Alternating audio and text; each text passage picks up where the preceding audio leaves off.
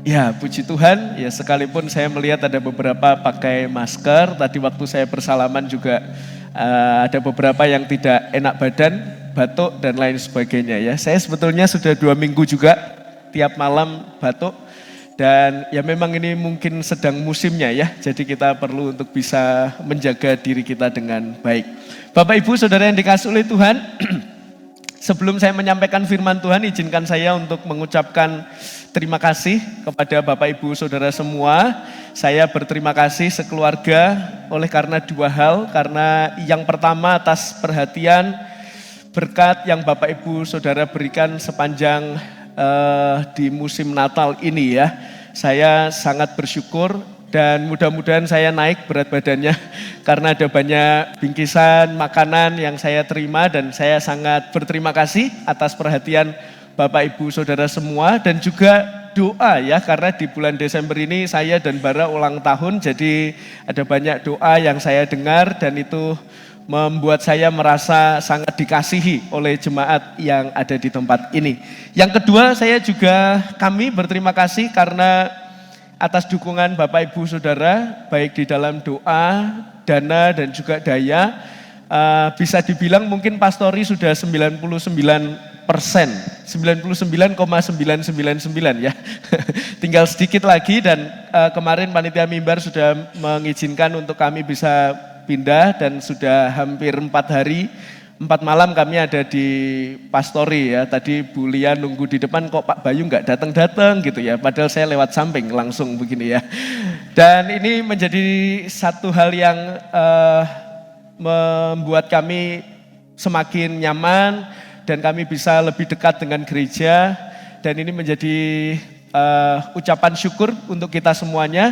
Dan beberapa hari ini cukup melelahkan karena harus pindahan ya. Pindahan ini ternyata bukan perkara yang mudah ya Bapak Ibu yang mungkin pernah merasakan hal ini ya. Setidaknya bahkan saya ngobrol-ngobrol dengan istri, ini pindahan kok nggak selesai-selesai begitu ya. Kalau saya mengamati itu membagi pindahan saya itu 3 gelombang. Waduh, 3 gelombang ya. Karena saking jauhnya Bapak Ibu ya.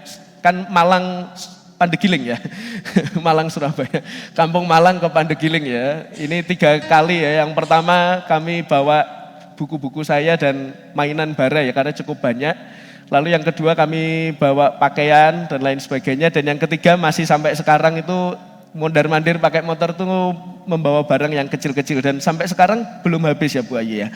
Masih ada barang di sana ya. Jadi 3 gelombang dan saya mengawali dengan cerita ini untuk menunjukkan bahwa nats yang nanti kita akan bahas itu juga bicara tentang gelombang kepulangan bangsa Israel dari wilayah Babel menuju ke tanah Yerusalem dan itu juga 3 kali. Nah ini adalah tema yang baru ya, desain yang baru, di depan sudah ada banner, saudara bisa melihat. Karena di bulan Januari ini kita akan membahas tentang visi Allah. Bagaimana kita meresponi visi Allah dan kita akan membahas ini kurang lebih selama 1 bulan. Kecuali minggu yang terakhir. Karena minggu yang terakhir nanti akan ada ibadah pengukuhan. Jadi khotbahnya khusus dari pengkhotbah tamu. Jadi sepanjang minggu pertama, kedua, lalu ada kebaktian Padang, nanti kebaktian Padang kita juga akan masih membahas tema ini. Dan minggu yang ketiga kita akan menyelesaikannya. Dan semua itu diambil dari kitab Nehemia. Diambil dari kitab Nehemia. Itu sebabnya saya memulai dengan pasal yang pertama, kita akan membacanya terlebih dahulu saudara. Ayat 1 sampai ayat yang ke-11 kita akan baca silih berganti. Nehemia pasal yang pertama, ayat pertama sampai yang ke-11. Sudah ada di slide, kita akan membaca silih berganti, saya ayat pertama, saudara ayat yang kedua, demikian seterusnya nanti ayat 11 kita akan akhiri. Ayat yang pertama, riwayat Nehemia bin Hakalia pada bulan Kisleu tahun ke-20 ketika aku ada di Puri Susan.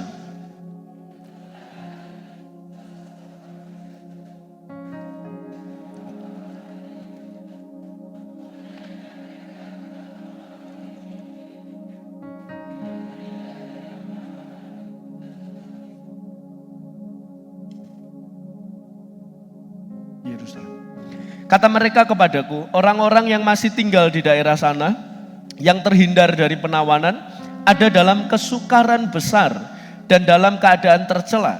Tembok Yerusalem telah terbongkar dan pintu-pintu gerbangnya telah terbakar.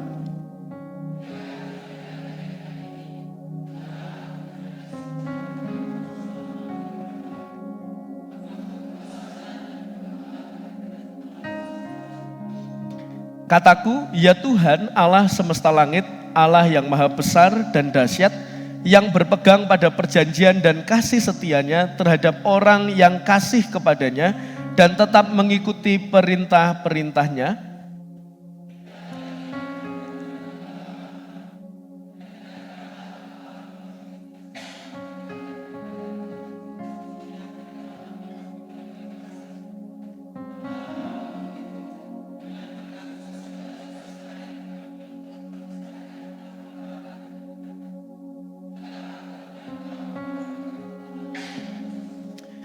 Kami telah sangat bersalah terhadapmu dan tidak mengikuti perintah-perintah, ketetapan-ketetapan, dan peraturan-peraturan yang telah kau perintahkan kepada Musa, hambamu itu.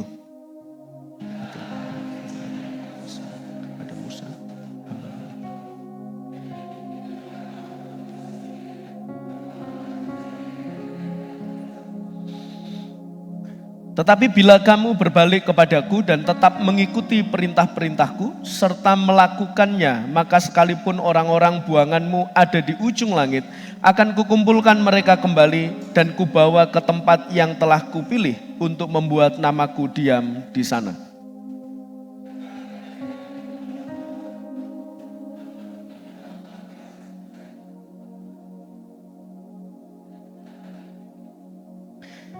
Ya Tuhan, berilah telinga kepada doa hambamu ini dan kepada doa hamba-hambamu yang rela takut akan namamu, dan biarlah hambamu berhasil hari ini dan mendapat belas kasihan dari orang ini. Ketika itu aku ini juru minuman raja. Saudara yang dikasih oleh Tuhan, seperti yang saya sampaikan ketika saya pindahan tadi, kurang lebih gambarannya dibagi menjadi 3 gelombang. Teks firman Tuhan hari ini menceritakan atau memiliki konteks di mana bangsa Israel setelah ada di tanah pembuangan dan mereka berangsur-angsur diizinkan untuk kembali ke tanah Yerusalem. Nah, saudara, cerita ini diawali dari ketika Yerusalem dihancurkan oleh Babel, diserang oleh Babel. Lalu bait Allah itu dibakar dan tembok kota diruntuhkan serta akhirnya umat Israel itu ditawan ke tanah Babel. Jadi dikuasai atau dijajah oleh Babel. Tetapi Persia kemudian menaklukkan Babel. Jadi awalnya Israel dijajah Babel, tapi karena Persia menguasai, gantian menjajah Babel, akhirnya Israel mau tidak mau akhirnya dikuasai oleh Persia. Jadi contoh misalkan Indonesia dulu dijajah oleh Belanda begitu ya, tapi Belanda kemudian dijajah lagi oleh yang lain, sehingga daerah jajahannya itu diambil atau dikuasai oleh negara yang paling akhir berkuasa. Nah, akhirnya Persia menguasai Babel dan termasuk di dalamnya Israel yang ada di bawah Babel. Lalu kemudian ada raja Persia bernama Kores itu mengizinkan, jadi setelah dijajah itu, karena dijajahnya bukan di tanah sendiri tapi dibawa ke tanah Babel. Lalu ada raja bernama Kores itu mengizinkan orang Yahudi pulang dan membangun kembali bait Allah di bawah kepemimpinan ada seorang namanya Zerubabel. Jadi ini sudah diangkut kan ke tanah pembuangan, maka rombongan pertama itu diizinkan pulang. Ya, yang memimpin rombongan pertama itu adalah Zerubabel. Dan kemudian dia membangun bait Allah. Lalu kemudian selang 40 tahun berikutnya, rombongan kedua dari orang-orang Israel ini yang ada di tanah pembuangan, itu kemudian pulang. Siapa yang memimpin? Yang pertama Zerubabel, yang kedua siapa? Ezra. Ya, makanya Nehemia ini ada di setelah Ezra. Nah, kalau saudara mau melihat kisah Zerubabel itu di Ezra pasal 1 sampai 7, lalu mulai pasal 8 bacaan kita hari Kamis itu mulai rombongan kedua dipimpin oleh Ezra. Kalau Zerubabel membangun bait Allah, Ezra ini kemudian mengadakan pembaharuan rohani. Maka dia di sana meminta ada orang Lewi, bacaan kita hari Kamis ya. Ini ada datanya tapi orang Lewi nggak ada, maka nggak ada yang mimpin kebaktian. Maka dia cari orang Lewi supaya bangsa Israel bisa ibadah. Itu rombongan yang kedua. Dan rombongan yang ketiga dan terakhir itu dipimpin oleh Nehemia ini. Jadi akhirnya saudara bisa melihat konteksnya, ini rombongan ketiga. Jadi sudah ada dua pendahulunya, yaitu Zerubabel, dia pulang langsung bangun bait suci. Yang kedua Ezra, dia pulang langsung mempersiapkan peribadahan. Lalu Nehemia pulang di rombongan yang ketiga, bertugas untuk membangun kembali tembok Yerusalem. Saudara, artinya ibadah sudah dipulihkan di zaman rombongan kedua, yaitu Ezra. Sudah ada orang-orang Lewi yang memimpin kebaktian di sana. Tetapi persoalannya secara keamanan kota itu belum aman. Jadi walaupun sudah ada beberapa gelombang kepulangan, kota Yerusalem itu masih belum ada temboknya. Mungkin saudara berkata, hah, kota ada temboknya itu buat apa begitu ya? Surabaya ini temboknya mana? Gak ada saudara. Tapi konteks masa itu kalau saudara lihat di film-film lama ya, peperangan-peperangan, itu kan pasti sebuah kota atau sebuah negara itu ada temboknya. Dan tembok itu bukan hanya sekedar bangunan, tapi itu lambang supaya kota itu aman. Karena waktu itu kalau perang benar-benar perang saudara ya. Jadi tembok yang dibangun sangat tinggi itu berguna untuk melindungi sebuah wilayah. Dan Nehemia mendapatkan visi Allah untuk membangun kembali tembok Yerusalem itu. Pada keadaan seperti inilah Nehemia mendengar kabar tentang bangsanya. Reruntuhan, tembok belum dibangun, tidak ada keamanan, sangat riskan sekali untuk menerima perlawanan atau serangan dari musuh. Maka di ayat yang ketiga, ketika dikatakan demikian, kata mereka kepadaku, orang-orang yang masih tinggal di daerah sana, yang terhindar dari penawanan, ini ada orang bernama Hanani ya, menceritakan kepada Nehemia, orang-orang yang masih tinggal di daerah sana, yang terhindar dari penawanan, ada dalam kesukaran besar dan dalam keadaan tercela. Tembok Yerusalem telah terbongkar dan pintu-pintu gerbangnya telah terbakar. Jadi ada orang yang memberikan informasi kepada Nehemia bahwa di bangsamu ada orang-orang yang bebas dari penawanan, yang sedang hidup tercela dan tidak ada tembok-tembok yang berdiri. Lalu Nehemia mendengar berita itu. Apa respon Nehemia?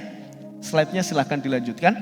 Ketika Nehemia mendengar kabar tentang Yerusalem yang temboknya roboh dan belum terbangun, pintu-pintunya terbakar di ayat yang ketiga tadi.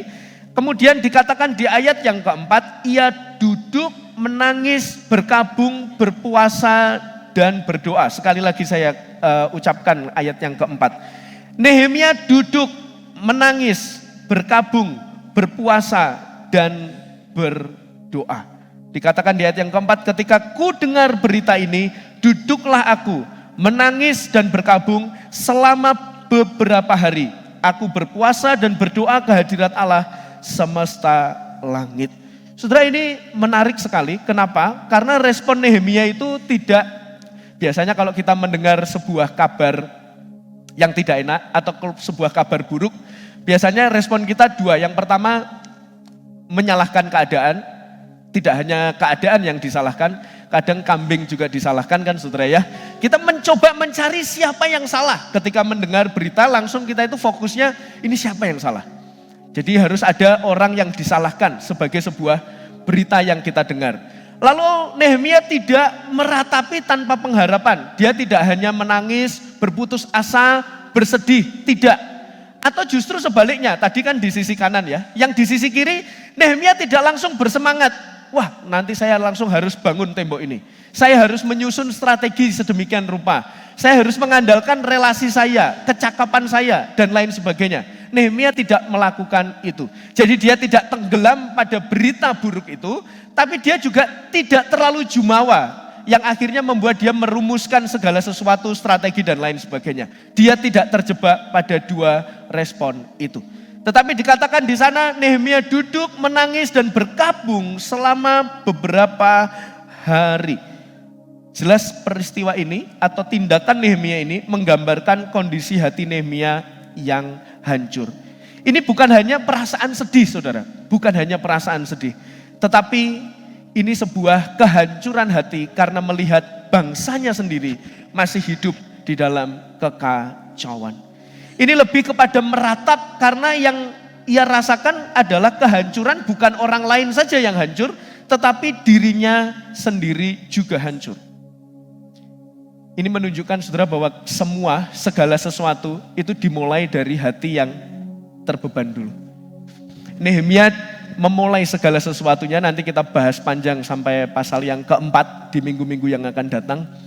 Dia seorang organisatoris yang baik.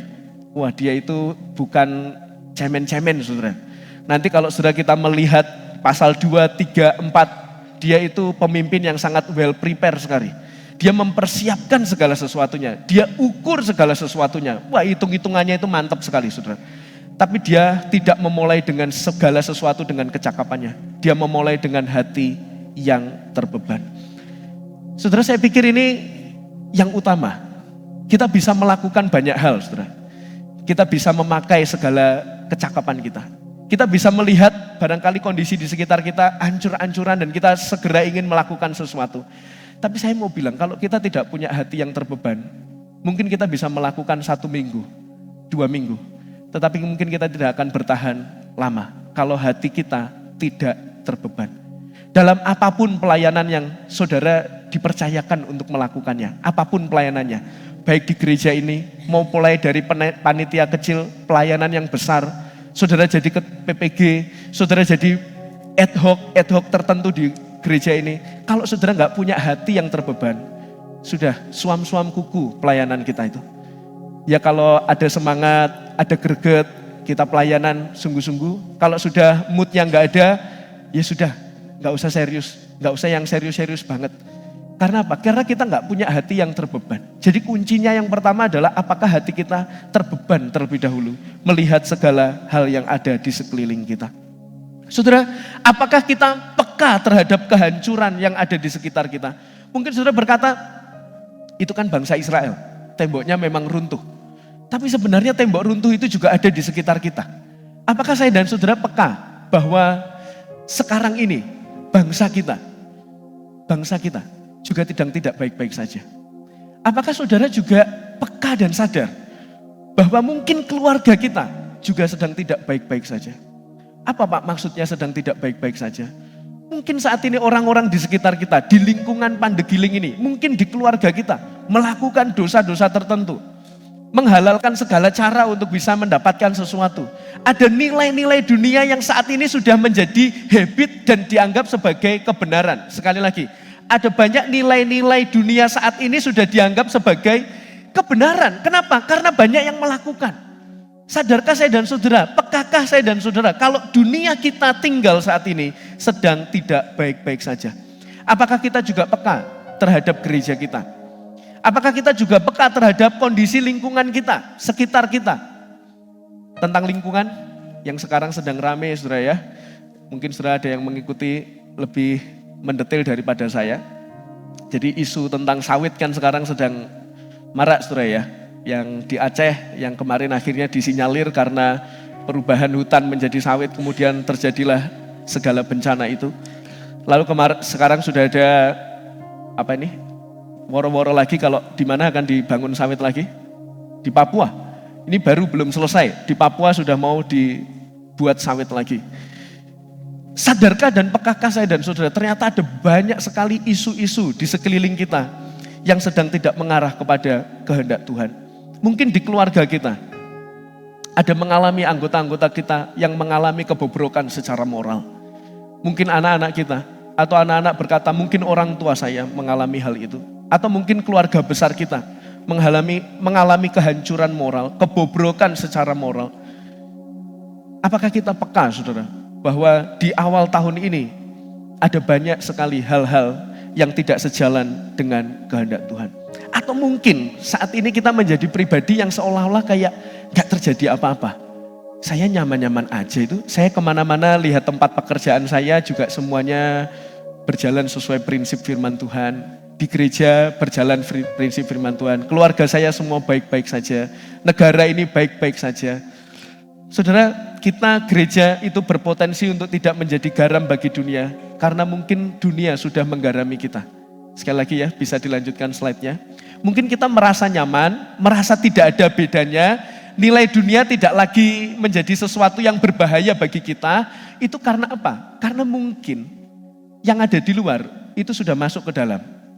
Jadi bukan yang di dalam, seharusnya panggilan kita kan menggarami dunia ya. Kita pribadi dan gerejanya itu menggarami dunia. Maksudnya apa? Kita harus memberikan nilai-nilai kerajaan Allah itu kepada dunia. Maka konsep tentang kepemimpinan dunia itu harus kita pengaruhi dengan apa? Dengan nilai kerajaan Allah, dengan Injil. Kalau dunia berkata kejarlah kekuasaan, firman Tuhan katakan apa? Layanilah. Apakah ada firman Tuhan mengatakan kejarlah kekuasaan? Enggak ada. Tapi dunia mengajarkan itu. Sedangkan firman Tuhan apa? Kalau kamu mau jadi pemimpin, layanilah. Itu kan nilai yang jauh berbeda saudara ya. Nah ini seringkali yang terjadi, gereja kita tidak menjadi garam bagi dunia, menggarami dunia. Kenapa? Karena dunia yang di luar sudah menggarami kita yang di dalam. Sehingga kita selalu melihat, ini benar deh rasanya. Ini gak ada bedanya dengan dunia. Sehingga kita akhirnya mengatakan apa yang ada di luar itu sebagai sebuah kebenaran. Saudara. Maka kalimat ini seharusnya menegur kita semua. Kita semua, baik secara pribadi maupun gereja Tuhan, itu berpotensi untuk tidak jadi garam dunia. Karena sudah digarami oleh dunia. Kan pilihannya dua ya, kalau kita tidak mempengaruhi dunia, sudah pasti dunia yang mempengaruhi kita. Contoh ya, kalau kita parenting, kalau kita tidak mendidik anak-anak kita di dalam firman Tuhan, sudah pasti dunia akan mendidik mereka. Enggak bisa tidak. Jadi pilihannya hanya dua, kalau engkau tidak mendidik anak saudara dalam firman Tuhan, maka dunia yang akan mendidik anak-anak saudara. Kalau gereja ini tidak dijalankan sesuai dengan firman Tuhan, pasti dunialah yang mengontrol gereja ini. Mulai dari pengambilan kebijakannya dan lain sebagainya dikuasai oleh dunia. Jadi selalu pilihannya hanya dua. Mau dikuasai oleh kerajaan Allah, dipimpin oleh Allah. Kalau kita tidak mau dipimpin oleh Allah, pasti dunia sudah memimpin kita. Dan persoalannya, kita sudah nyaman seringkali dipimpin oleh dunia. Sehingga kita mengatakan nggak ada bedanya antara gereja dan di luar. Dan saudara, kalau kita sudah ada di titik itu, sebenarnya itu sangatlah berbahaya. Saudara, dunia itu berkata tadi ya, kejarlah kekuasaan. Tapi Kristus berkata, layanilah.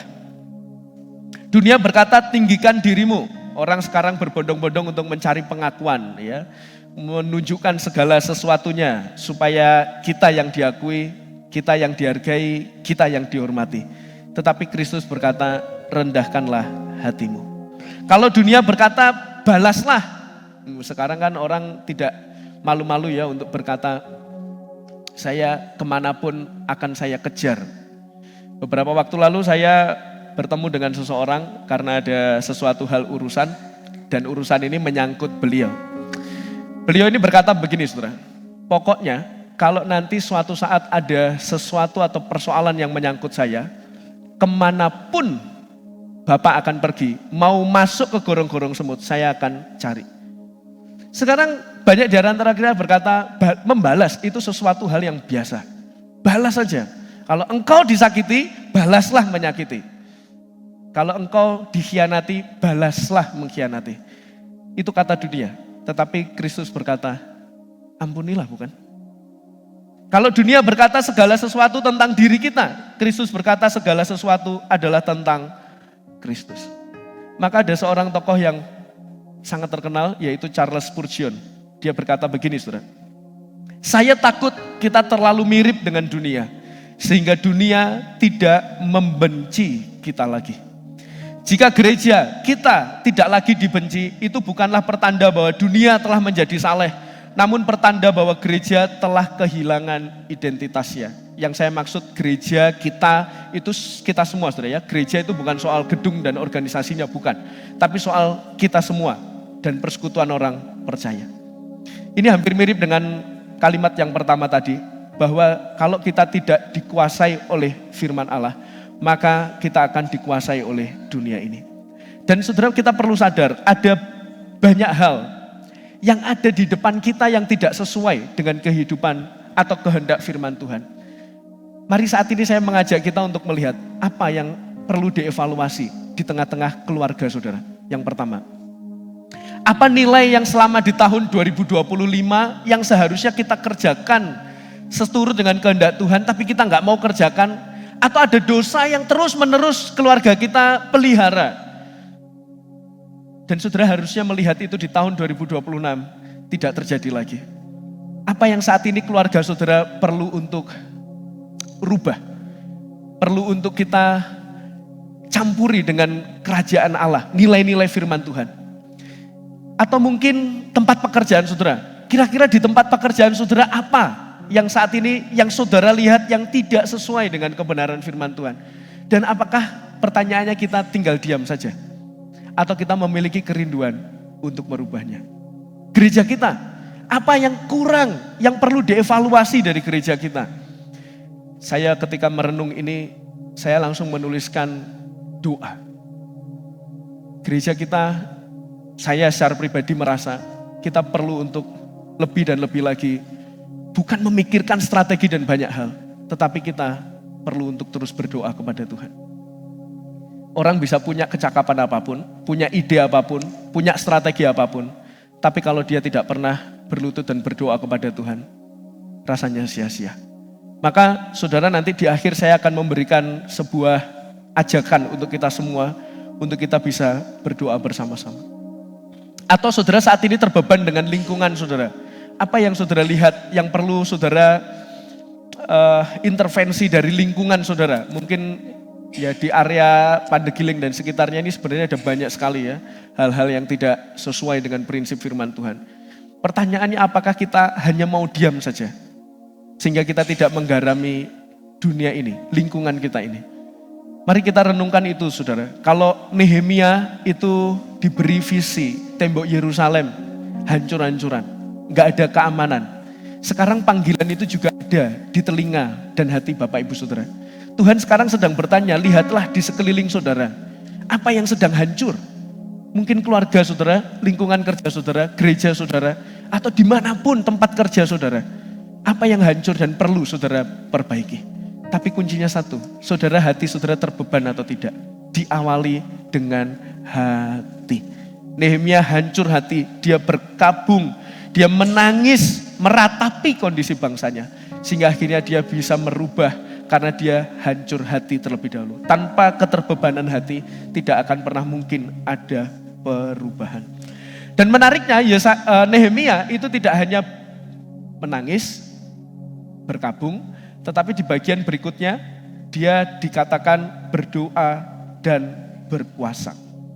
Saudara, kalau melihat di ayat yang keempat tadi, jelas di sana dikatakan, di ayat yang keempat, duduklah aku setelah mendengar berita ini, berkabung selama beberapa hari, lalu titik dan dilanjutkan.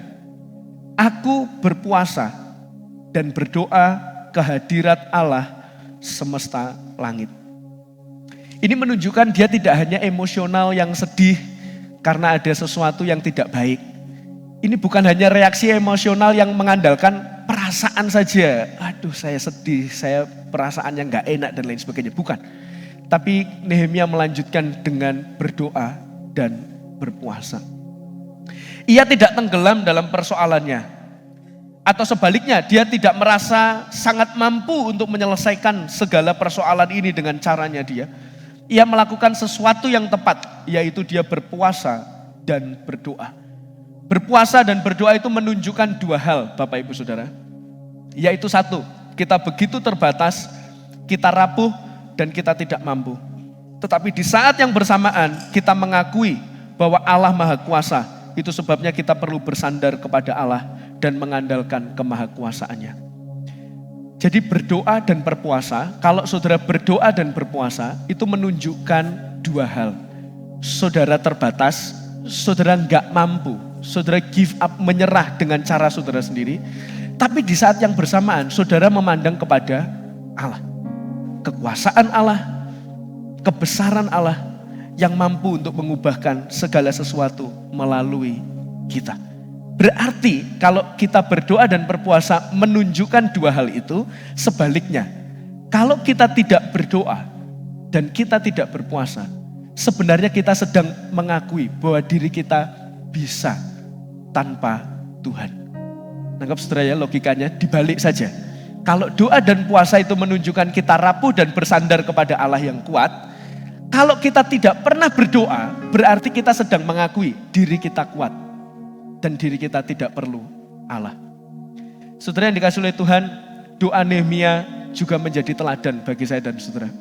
Doa Nehemia itu bukan saja soal meminta, menyampaikan list permohonan. Nanti tembok Yerusalemnya dibangun, lalu kemudian bahannya ini dan ini, tolong Tuhan berikan donatur dan lain sebagainya. Bukan. Tetapi Nehemia berdoa berakar pada pengenalan akan Allah. Saudara memperhatikan itu di ayat yang kelima. Dia menyebut Allahnya sebagai Allah semesta langit. Allah yang besar, Allah yang dahsyat, yang berpegang pada perjanjian dan kasih setianya. Jadi sebelum dia mengutarakan semua doanya, dia mengawali dengan memuji kebesaran Allah. Itu menunjukkan sekali lagi bahwa berdoa itu bukan tentang mengutarakan pokok doa saja, tidak. Tetapi kita mengakui, di awal mengakui bahwa kita berdoa karena kita tahu kita kecil, kita terbatas, kita perlu Allah yang besar dan berkuasa. Dia menunjukkan bahwa Nehemia ini mengenal siapa Allahnya. Dia tidak memanipulasi Tuhan. Aku berdoa supaya engkau setia kepadaku. Aku mengutarakan segala pergumulanku supaya engkau baik bagiku. Bukan. Doa Nehemia itu berkata, engkau Allah yang besar, engkau setia, engkau baik, maka aku berdoa. Sekali lagi ya, polanya. Polanya adalah kita mengakui kebesaran dan kita melakukan sesuatu. Bukan kita melakukan sesuatu supaya Tuhan mendatangkan sesuatu. Sekali lagi itu pola yang selalu diulang di dalam Alkitab. Saya menuliskan di bagian selanjutnya begini. Doa adalah pengakuan bahwa kebutuhan kita akan pertolongan Tuhan bukanlah sebagian, tetapi sepenuhnya. Doa itu tidak hanya komunikasi, saya menuliskan di sana ya, dengan Tuhan. Bukan, tapi pengakuan bahwa kita ini sepenuhnya membutuhkan Tuhan di dalam ini, hidup kita. Bukan sebagian ya, bukan sebagian, tapi sepenuhnya kita perlu Tuhan. Ini menjadi teguran bagi saya dan saudara yang dalam hal berdoa saja, kita bolong-bolong saudara. Kalau kita berdoa saja bolong-bolong, berarti itu menunjukkan kita hanya butuh Tuhan setengah-setengah. Kita hanya butuh Tuhan sebagian saja. Tetapi seharusnya kita menyadari kita butuh Tuhan sepenuhnya. Ketika Nehemia berpuasa, puasa menolong Nehemia untuk bisa berfokus di dalam doanya. Nehemia mengingat siapa Allah sebelum dia memohon apapun. Puasa dan doa itu menjadi sarana pembentukan iman, bukan alat pemaksaan kehendak. Doa dan puasa bukan alat pemaksaan kehendak, tetapi sarana untuk membentuk iman kita kepada Tuhan. Itu bagian yang pertama, dia berdoa dan membesarkan Tuhan, mengakui segala kebesaran Tuhan. Lalu doa Nehemia juga mengandung pengakuan dosa. Nah ini penting, menarik saudara ya. Di ayat yang ke-6 dan ke-7 dia berkata, kami telah berbuat dosa, juga aku dan kaum keluargaku. Jadi Nehemia juga tidak hanya membesarkan nama Tuhan, tapi dia mengakui dosanya. Dikatakan di sana, kami telah berbuat dosa, aku, dirinya mengakui berbuat dosa, dan kaum keluargaku. Padahal secara historis mungkin Nehemia tidak ikut langsung dalam dosa generasi sebelumnya. Mungkin dia tidak ikut. Tetapi dia berdiri sebagai wakil umat, mengambil tanggung jawab secara rohani. Dia mengakui dosanya dan dosa umat Israel. Puasa dan doa seharusnya memperdalam kesadaran kita akan dosa. Maka saudara, kalau kita berdoa dan berpuasa, mari kita mengingat bahwa kita ini adalah orang yang berdosa yang diselamatkan oleh anugerahnya. Maka saya suka kalau ada orang mimpin doa itu, Biasanya di akhir ada apa? Ampuni segala dosa, pelanggaran, kelemahan kita. Itu alkitabiah, saudara ya. Karena di dalam doa itu bagus sekali. Atau menjadi hal yang benar kalau kita mengakui segala dosa-dosa kita di hadapan Tuhan. Lalu berikutnya saudara, selain doa dan mengakui keberdosaan kita di dalam doa, doa itu juga teosentris. Kalau saudara melihat doanya Nehemia, itu tidak berpusat kepada dirinya, tapi berpusat kepada Allah. Dia berpusat kepada janji Allah di ayat yang ke-8 dan 9. Itu dikatakan begini, ingatlah akan firman yang kau pesan kepada Musa hambamu itu, yakni bila kamu berubah setia, kamu akan kucerai beraikan di antara bangsa-bangsa. Tetapi bila kamu berbalik kepadaku dan tetap mengikuti perintah-perintahku serta melakukannya, maka sekalipun orang-orang buanganmu ada di ujung langit, akan kukumpulkan mereka kembali dan kubawa ke tempat yang telah kupilih untuk membuat namaku diam di sana. Doa Nehemia ini bukan seolah-olah mengingatkan Allah nanti lupa dengan janjinya gitu ya, kalau dia akan menyertai orang yang taat dan lain sebagainya. Bukan mengarah ke sana. Tetapi ini tentang bagaimana Nehemia menyelaraskan doanya dengan kehendak dan rencana Allah yang sudah dinyatakan. Dia mengakui sifat Allah, kebesaran Allah, dia mengakuinya. Dan di saat yang bersamaan itu adalah doa yang berpusat kepada Allah, bukan hanya berpusat kepada kehendaknya sendiri. Mungkin kalau kita jadi Nehemia, saudara ya, kita jadi Nehemia lalu kita katakanlah supaya mudah, saudara ya. Mungkin gereja ini ada rusak, kena apa, sesuatu, roboh dan lain sebagainya. Lalu saya mengajak ayo kita berdoa bersama-sama, bersatu hati, bersepakat meminta Tuhan memulihkan gereja kita. Biasanya langsung apa? Tuhan berkatilah supaya ini bisa dibangun lagi dengan begitu kan saudara ya. Jadi kita berdoa itu untuk segala sesuatu yang mungkin kita ingini dengan berbagai macam list doa. Tetapi kalau kita melihat doa Nehemia, tidak. Dia mengawali dengan kebesaran, pengakuan dosa, bahkan dia kemudian melihat kepada Allah, janji Allah kepada umat pilihannya. Bahkan di bagian akhir nanti dia juga berdoa untuk mengarah kepada kesiapan dirinya diutus. Kesiapan dirinya diutus. Jadi bukan hanya mengakui Allah besar, tapi dia juga siap untuk diutus. Saudara, ada sebuah kalimat dari namanya Brooke Parsons, saudara ya. Ini luar biasa sekali. Kita itu tidak percaya pada kekuatan doa. Mungkin saudara langsung mengernyitkan dahi dan berkata, bukankah selama ini kita diajar doa berkuasa, ya? Kita harus makin kuat di dalam doa supaya Tuhan mengabulkan segala sesuatu. Itu salah, saudara.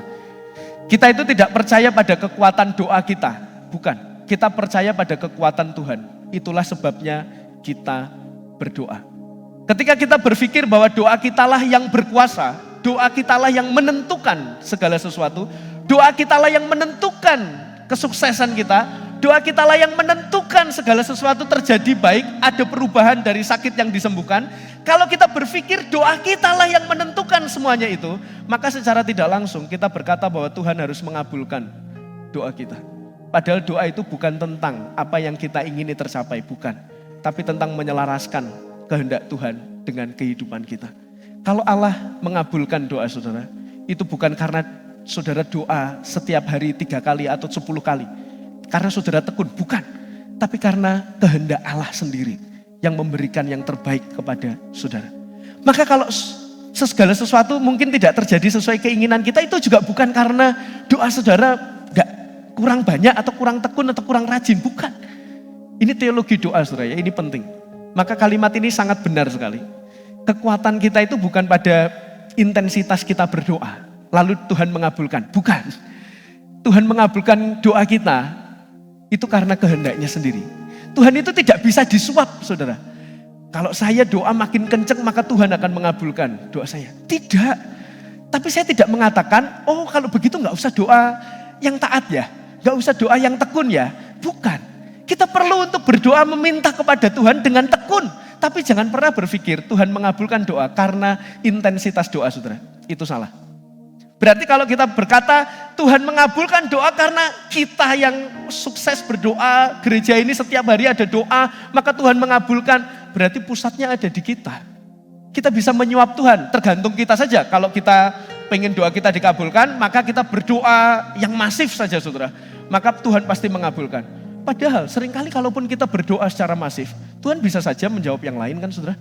Jadi letak kepercayaan kita itu bukan pada kekuatan bagaimana kita berdoa, bukan. Tapi pada kekuatan Tuhan.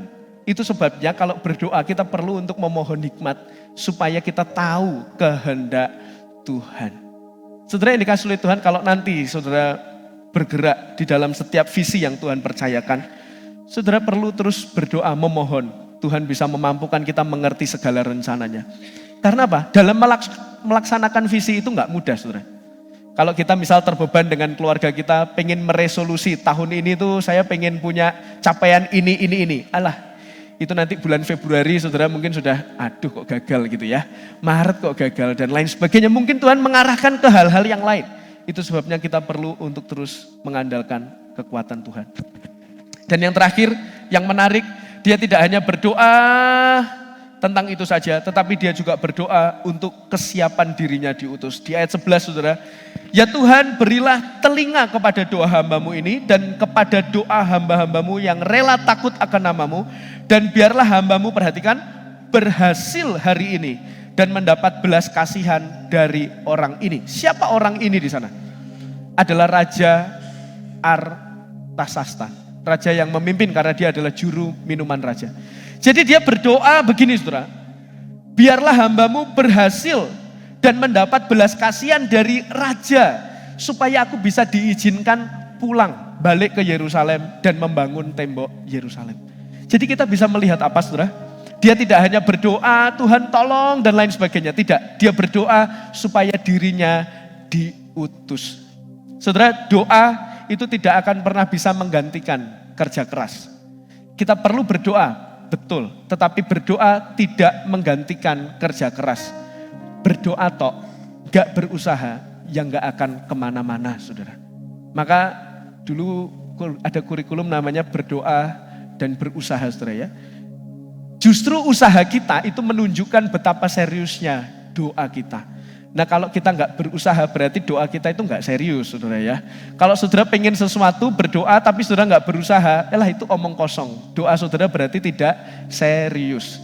Jadi doa harus dibarengi dengan usaha. Doa dan puasa itu tidak menggantikan usaha dan kerja keras. Nehemia memberikan pelajaran itu kepada kita. Saudara yang dikasih oleh Tuhan, hari ini kita melihat Nehemia diberikan sebuah visi oleh Allah, melihat kehancuran dan kemudian dia berdoa dan berpuasa. Seperti yang saya katakan, saat ini saudara pekalah apa yang terjadi di sekitar saudara. Apa yang perlu saudara rubah di tahun ini, dan saya mengajaknya untuk berdoa dan berpuasa.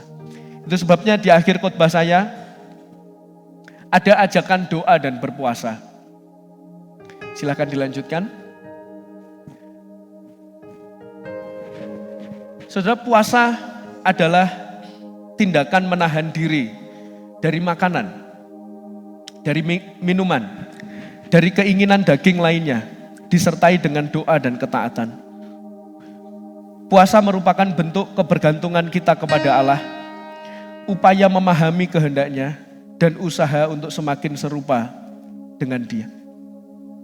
Maka saudara, saya mengajak dalam minggu ini, selama 6 hari, mulai dari hari Senin sampai hari Sabtu, secara serempak kita semuanya memberi diri untuk berdoa dan berpuasa. Berdoa dan berpuasa untuk apa? Untuk segala hal. Untuk keluarga saudara, untuk pekerjaan saudara, untuk gereja ini, untuk diri kita sendiri. Mungkin kita punya banyak rencana saudara di tahun ini, tetapi sama seperti apa yang dilakukan Nehemia, mari kita mengawali dengan berdoa dan berpuasa. Saya tahu mungkin ini tidak terlalu sering dilakukan di gereja kita, tetapi mari kita belajar bersama-sama. Saya tidak menentukan secara saklek jam-jam puasanya dan jenis puasanya. Karena di Alkitab ada banyak sekali jenis puasa. Ada puasa Daniel, kalau saudara pengen meneladani Tuhan Yesus, saudara bisa coba 40 hari, 40 malam ya, tidak makan, tidak apa-apa. Tetapi ini guideline-nya. Mari kita lakukan mulai besok, hari Senin, sampai hari Sabtu, tanggal 5 sampai 10 Januari 2026. Mari kita menentukan durasinya masing-masing. Kalau saudara mau ikut sebelah, mulai dari subuh jam 4, lalu buka jam 6, tanpa makan dan minum, silahkan. Itu soal metode. Atau saudara mau menentukan sendiri, Pak saya mau mulai jam 6 sampai selesai jam 6, silahkan. Atau saudara mau berkata, Pak saya mulai siang jam 12, mungkin sampai malam jam 12, silahkan. Durasi dan waktunya silahkan saudara tentukan sendiri. Lalu jenis puasanya, Pak saya mau puasa makan dan minum, jadi benar-benar tidak makan dan minum, silahkan saudara. Tapi kalau mungkin saudara, Pak saya karena kondisi tertentu saya harus minum, jadi saudara hanya puasa makan, tapi saudara minum air putih saja ya, jangan minum extra jus saudara ya. Misalkan saudara mau minum air putih, tidak apa-apa. Jadi jenis puasanya silahkan saudara tentukan masing-masing sesuai dengan kapasitas dan kemampuan saudara. Saya paham ada beberapa yang harus minum obat tertentu secara rutin karena sakit dan lain sebagainya. Silahkan menyesuaikan, tidak usah memaksakan diri. Yang penting esensinya, melalui doa dan puasa kita semakin fokus kepada apa yang Tuhan ingin kerjakan bagi kehidupan kita. Apa yang ingin Tuhan kerjakan melalui kita di tempat pekerjaan kita.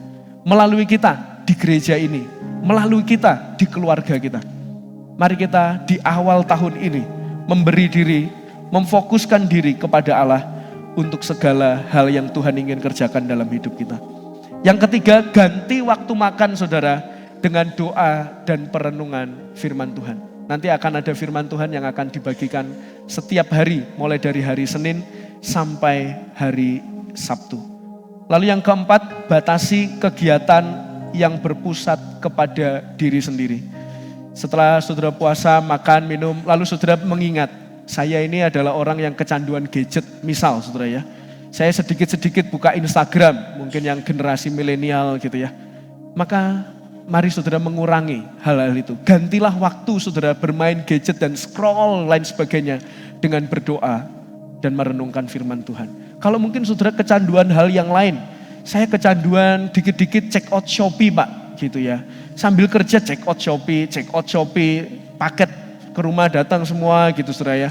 Kalau sudah scroll Shopee itu bisa berjam-jam gitu saudara. Mari saudara sejenak kita memfokuskan diri kita kepada Tuhan. Kurangi kegiatan-kegiatan, aktivitas-aktivitas yang berpusat kepada diri saudara sendiri. Ya, saya menuliskan berpusat kepada diri saudara sendiri ya, bukan mengurangi bermain handphone atau mengoperasikan handphone. Kemarin saya diingatkan oleh tim multimedia, Pak, mending bahasanya general saja, supaya mengurangi kegiatan yang berpusat pada diri sendiri. Karena ada beberapa orang di sini kerjaannya memang harus pakai handphone, saudara, harus pakai laptop. Nah nanti kalau dikurangi saya dimarahin atasan saya, Pak, gitu ya. Jadi bukan soal handphone dan lain sebagainya, bukan. Tapi aktivitas apa yang kita kerjakan melalui handphone, internet, gadget kita, laptop kita. Kalau itu berpusat kepada diri sendiri, mari kita menguranginya. Jadi sudah siap berpuasa saudara? Mulai besok sampai hari Sabtu. Kalau ada yang mau neraktir saya buka bersama, boleh. Silahkan hubungi saya melalui WA saudara ya. Atau kalau saudara mau buka bersama barengan di gereja, silahkan saudara ya. Kebetulan saya sudah ada di gereja gitu. Jadi silahkan saja mengatur waktunya masing-masing, tetapi esensinya satu. Kita memfokuskan diri kepada kehendak Allah.